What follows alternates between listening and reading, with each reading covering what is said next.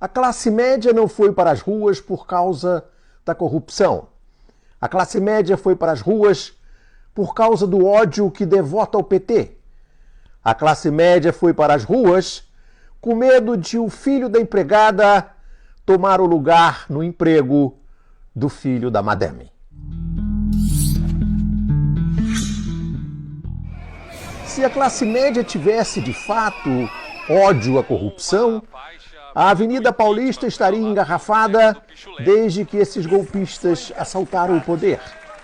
Porque eles continuam a assaltar o poder, mesmo depois de assumirem o poder.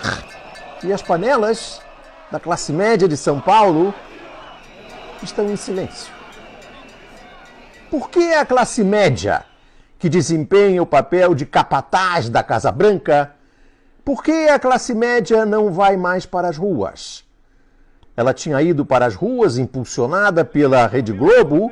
E agora a gente está acompanhando as manifestações. Protestos pedindo o impeachment da presidente Dilma em várias cidades do país. Muita gente chegando aqui. Vamos ver a situação agora no Rio de Janeiro de novo. Agora é com a Mônica Teixeira. Oi, Bonner. A gente segue aqui acompanhando os manifestantes a favor do impeachment da presidente Dilma Rousseff. E também apoiando o impeachment da presidente Dilma Rousseff. Agora a Rede Globo, a gente sabe por quê, denuncia a roubalheira dos golpistas e mesmo assim a classe média não bate mais panela, não vai para as ruas. A classe média foi para as ruas porque o Lula e a Dilma fundaram 18 universidades. E o Fernando Henrique Cardoso, em 8 anos de desgoverno, fundou, sabe quantas universidades? Nenhuma. Porque o Lula e a Dilma fundaram 400 escolas técnicas. No governo do Fernando Henrique era proibido fundar escola técnica. No governo do Fernando Henrique havia no Brasil 3 milhões de estudantes universitários. Nos governos Lula e Dilma eram 8 milhões de estudantes universitários. Nos governos Lula e Dilma, as universidades se encheram de negros, pobres, filhos de pedreiros, nordestinos, imagine, nordestino na universidade, mulheres. E eles começaram a se formar em medicina, engenharia, arquitetura, economia. E teve até negro que foi fazer pós-graduação. Imagine, negro na pós-graduação. Que absurdo. Pensa a classe média. Foi por isso que a classe média bateu panela na Avenida Paulista.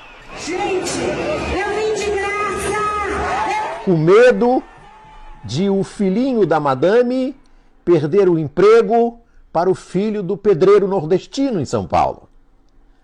E como explicar esse medo? Uma maneira de explicar esse medo é perceber que o Fernando Henrique não abriu nenhuma universidade. E por quê?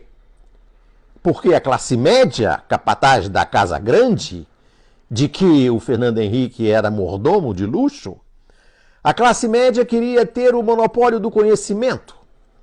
Monopólio do conhecimento significa salário, significa ascensão social, significa romper os grilhões da origem social.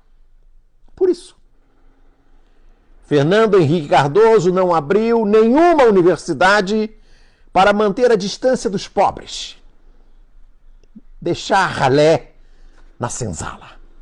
E que nós somos, no fundo, uma sociedade escravocrata, porque nunca se criticou enquanto tal. O Brasil não quer saber que foi o país mais Exatamente escravocrata. Essas considerações, amigo navegante, espectador do Conversa Fiada, da TV Afiada, se inspiram nas teses do professor Gessé Souza, que vai lançar, mês que vem, em agosto, o livro A Elite do Atraso, da escravidão à Lava Jato.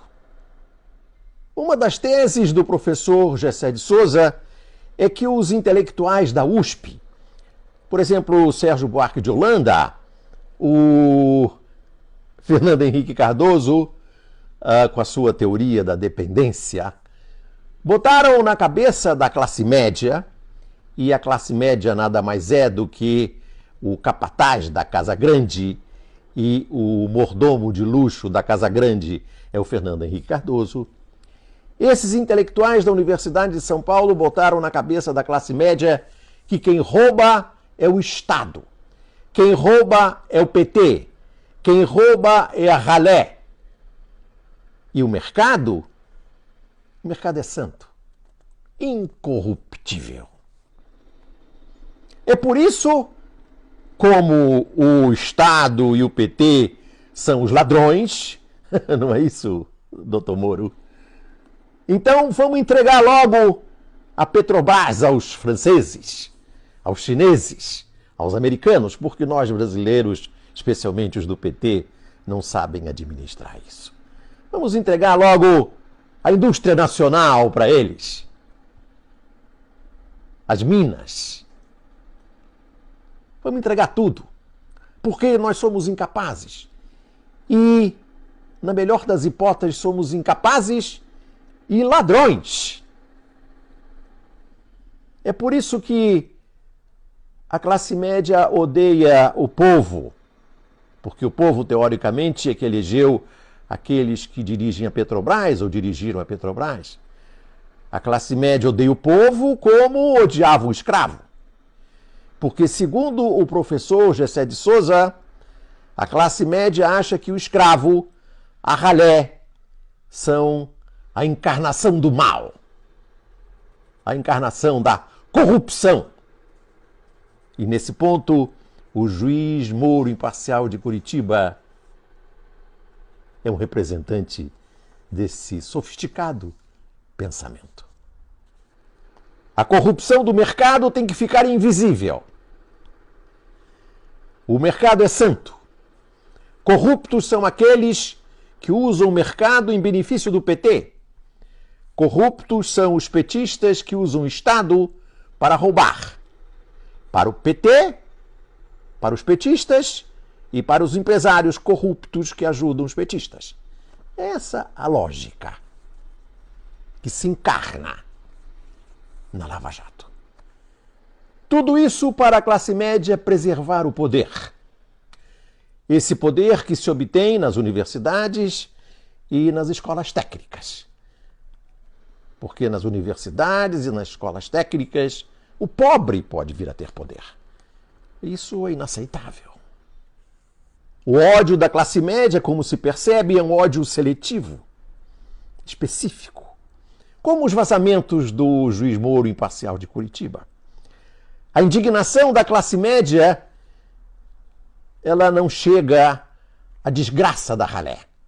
Ela não se comove com a miséria da ralé.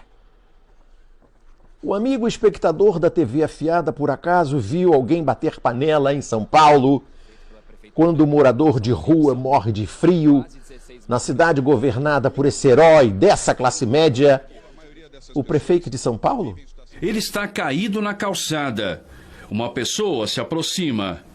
Já não há mais nada a fazer. E não veio ninguém do SAMU e, infelizmente, em decorrência do frio, né, que ficou bem acentuado aí de madrugada, ele veio a falecer. O amigo espectador da TV Afiada viu alguém bater panela, ir para a Avenida Paulista em protesto, porque um carroceiro foi assassinado a sangue frio no bairro de Pinheiros, um dos principais centros de comércio popular da cidade?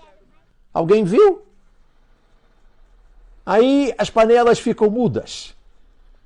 Ficam mudas porque a filha da empregada doméstica não vai tomar o emprego da filhinha da madame.